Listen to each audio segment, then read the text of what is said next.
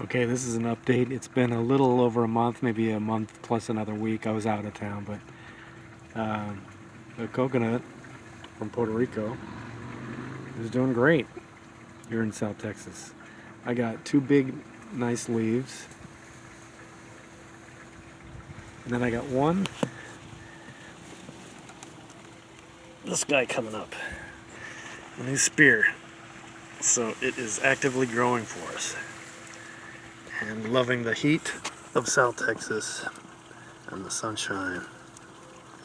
So this is in an awkward position where I keep it, but it's doing very well.